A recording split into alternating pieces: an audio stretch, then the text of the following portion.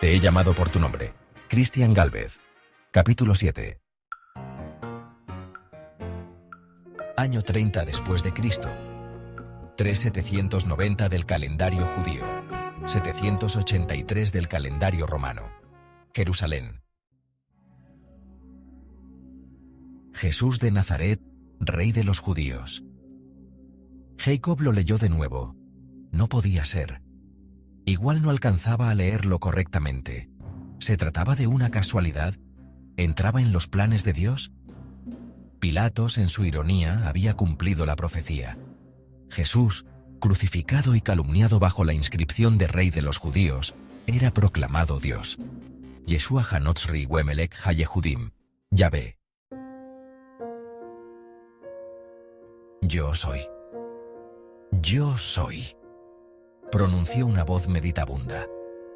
Tras él se hallaba un hombre entrado en años, con buenas vestiduras. Miraba fijamente a la tablilla como él. Compungido trataba de desenmarañar aquella extraña coincidencia. Se frotó los ojos. No estaba seguro de estar viendo lo que veía. Dios dijo a Moisés: Yo soy el que soy. Esto dirás a los hijos de Israel. Yo soy, me envía a vosotros. Esto dirás a los hijos de Israel. El Señor, Dios de vuestros padres, el Dios de Abraham, Dios de Isaac, Dios de Jacob, me envía a vosotros. Este es mi nombre para siempre. Así me llamaréis de generación en generación. Jacob volvió a mirar en dirección a Jesús, y en mitad de aquellos pensamientos, cerca de la hora sexta, los cielos se oscurecieron y las nubes se acumularon para eclipsar la luz del sol, arrojando en la escena un inquietante crepúsculo. El aire se hizo más fresco y el viento susurró a través del Gólgota, llevando consigo el olor de la lluvia inminente. Jacob sintió un escalofrío. La voz del Nazareno brotó entre los presentes. Dios mío, ¿por qué me has abandonado? ¿Por qué te niegas a ayudarme y ni siquiera...? A lo lejos, Gedeón estaba convencido de que, para que su pueblo fuera libre, aquel embaucador de serpientes tenía que morir. Era considerado tan peligroso que incluso había sido condenado por el Sanedrín como falso profeta, además de ridiculizado a ojos del pueblo por la ocupación romana. Clavando sus ojos en su decepcionante descendiente, enfatizó cada palabra. Mira a aquel a quien admiras, Jacob. Se arrepiente de su Dios. Una voz a sus espaldas le increpó sin mesura. Está rezando por todos nosotros, ignorante. ¿Es que acaso no reconoces el Salmo de David?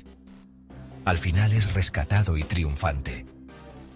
Gedeón se giró para dirigir su ira al hombre que le había insultado, mientras Miriam trataba de dar algo de calor a su pequeño. Aquel hombre respondía al nombre de José, natural de Arimatea, un hombre cuya fe era su manto oculto y su presencia, una silenciosa declaración de solidaridad. A su derecha, Verónica, la mujer que sostenía un paño sagrado en su mano al llevar los vestigios del sufrimiento y la compasión impresos en él, la sangre de Jesús de Nazaret. A su izquierda, Nicodemo, el adinerado fariseo que había buscado las palabras de Jesús en la oscuridad de una noche lejana y terminó reconociendo al Mesías en él. Jacob sintió cómo aquel anciano le miraba con cariño y preocupación. Era el mismo hombre que hablaba en susurros, intentando descifrar el enigma del «yo soy», mientras el Sanedrín seguía con su ardiente protesta. El sabio de Arimatea era consciente de que cada persona en aquel lugar, sin importar su posición o su edad, era parte de una historia más grande que de una u otra manera terminaría escribiéndose. Al escuchar esto, Gedeón, puesto en evidencia por no conocer profundamente los salmos de David, trató de vilipendiarle, pero José de Arimatea hizo caso omiso al sermón del celote y comenzó a recitar frente a su rostro sin interrupción.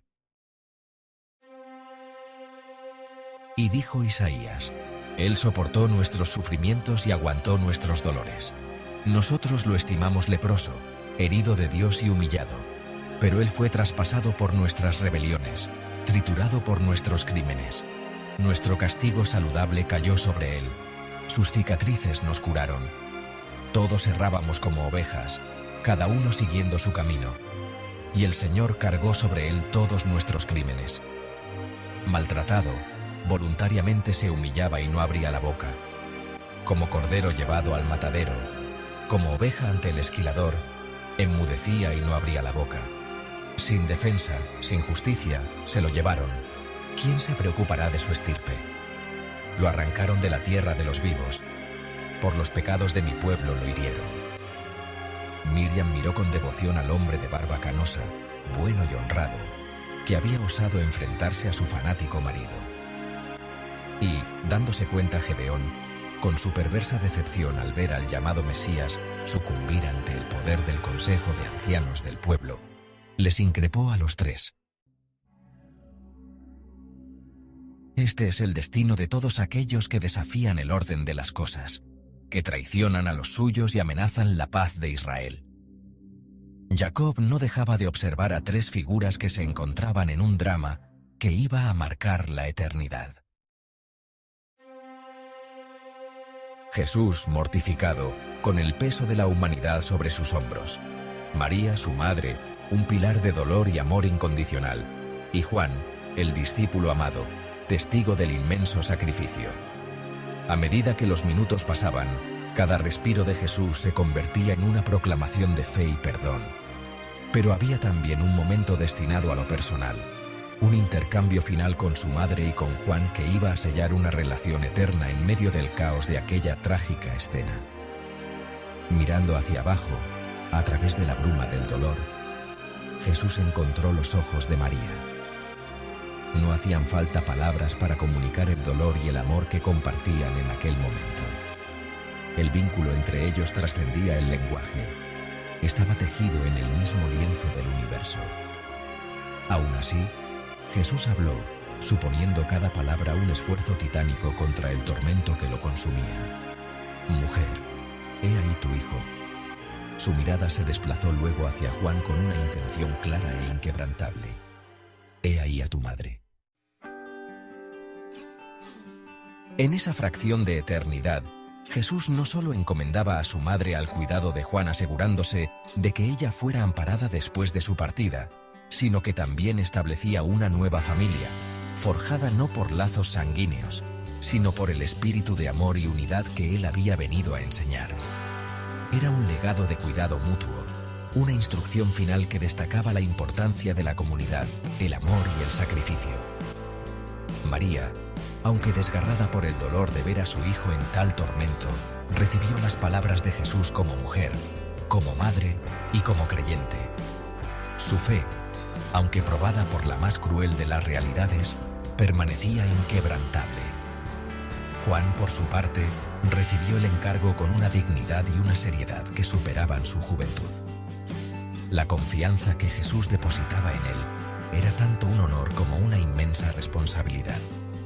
Era el llamado a ser sostén, hijo y protector de María, un rol que aceptó sin vacilar comprendiendo toda la profundidad de su significado. Jacob ya había escuchado aquellas palabras antes, y agarrando fuertemente la mano de su madre, sintió una pena dolorosa en contraposición al júbilo de su padre. Las enseñanzas que había oído proclamadas por Jesús susurraban en su mente. Palabras de amor, perdón y un reino que no era de este mundo. Nada que ver sobre el gobierno del pueblo judío. ¿Cómo era posible que un mensaje así fuera recibido con tanta brutalidad? ¿Cómo podría su padre, su propia carne y sangre, encontrar alegría en aquel cruel final? El hombre en la cruz pedía a Abba, su padre, que perdonara lo que las gentes habían provocado porque no eran conscientes de lo que hacían. Gedeón miró a su hijo. Su complacencia por los acontecimientos del día se vio empañada por la evidente angustia de Jacob. «Seca tus lágrimas, niño», ordenó con una voz firme. «El mundo no es un lugar para los débiles. Muere para que Israel viva». Pero Jacob no pudo convertir su corazón en piedra como lo había hecho su padre. Las enseñanzas de Jesús habían encontrado un terreno fértil en su joven alma en medio de la insensible burla de su padre. Vio a su madre llorar, vio a sus amigos en agonía y comprendió que aquel sufrimiento no podía servir a ninguna causa justa. Y sin embargo, su padre Gedeón, líder al que admiraban un gran número de guerreros en armas por la libertad de Israel, le parecía un monstruo. Jacob no dividió su corazón en aquel momento y buscó de nuevo al Nazareno. A pesar de los clavos, las espinas y el tormento escrito en el rostro de Jesús, su amor parecía intacto. Después de lo que pareció una eternidad, una profunda calma descendió sobre Jesús y pronunció sus últimas palabras. Una rendición a una voluntad más allá de la comprensión mortal. Lejos de ser un susurro de derrota, más bien se trataba de una proclamación de que su misión, la redención de la humanidad a través de su sacrificio, se había completado. Abba, todo se ha cumplido. En tus manos encomiendo mi espíritu. Y Jacob, absorto, vio cómo Jesús de Nazaret inclinó la cabeza y expiró. El silencio que siguió fue ensordecedor. Ni siquiera los miembros del Sanedrín se atrevieron a articular palabra. De repente, la naturaleza misma pareció responder al monumental evento. El suelo pareció temblar. La primera sacudida provocó que los allí presentes miraran de un lado para otro preguntándose qué sucedía. El cielo se había oscurecido como señal de luto y el viento soplaba con susurros de tragedia. El firmamento lloraba y el alma de la tierra se partía en dos. La segunda sacudida provocó algún que otro grito, y Jacob se quedó petrificado por el temblor del terreno bajo sus pies. A pesar del miedo, buscó con la mirada a quien pudiera descolgar a aquel hombre de la cruz.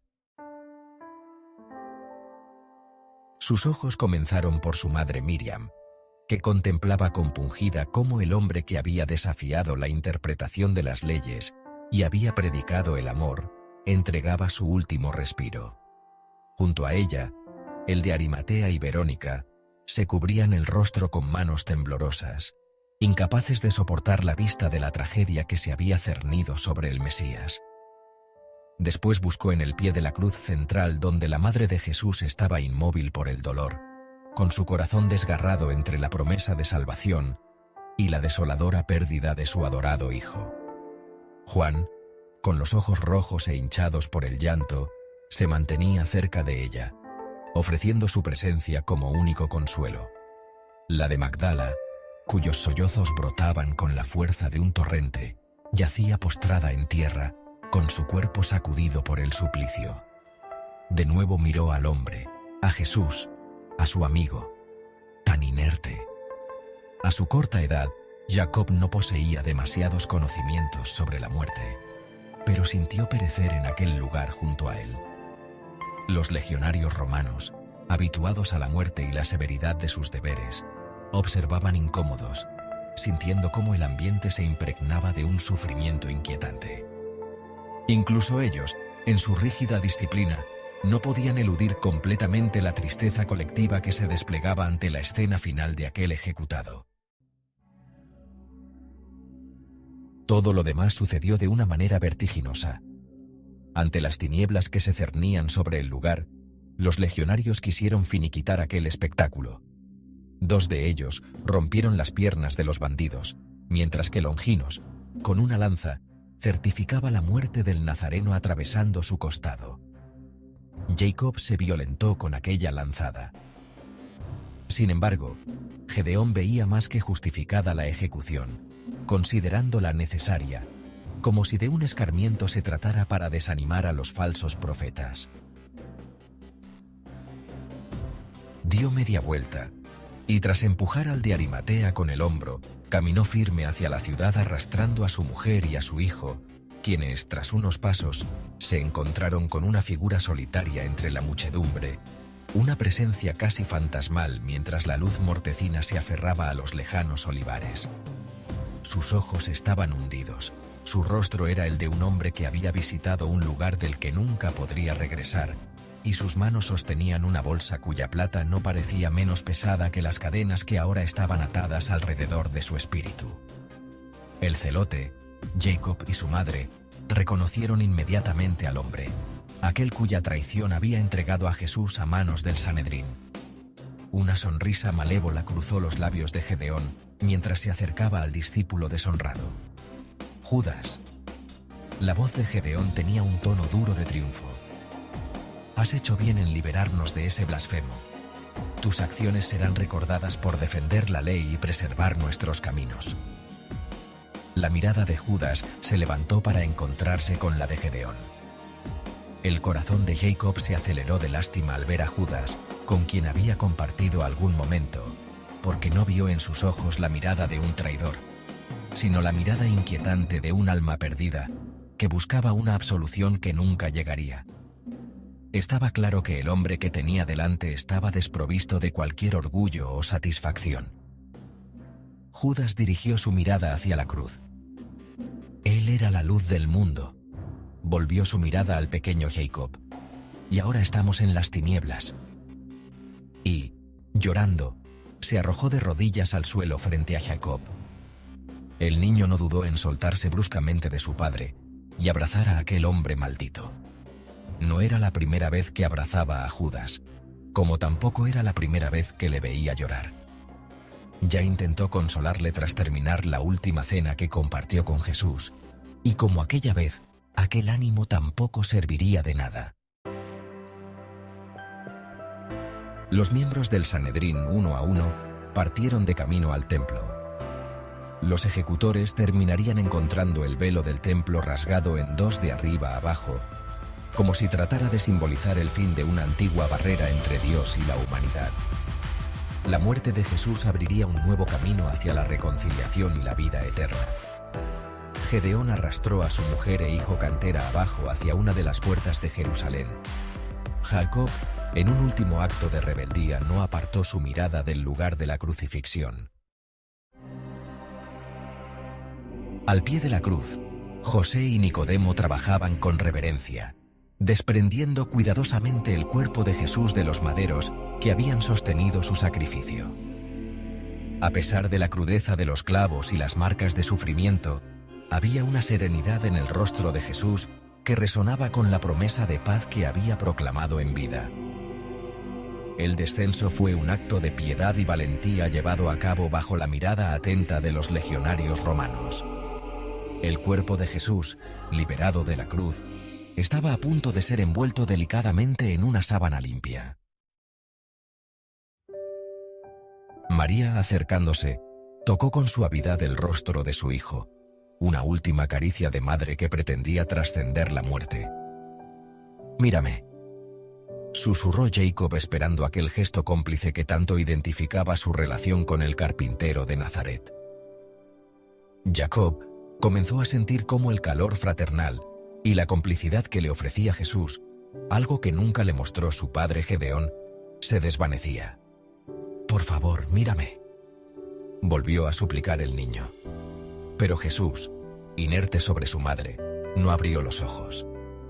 Jacob lloró desconsoladamente como nunca antes había llorado, y una gran espina se clavó en lo más profundo de su corazón.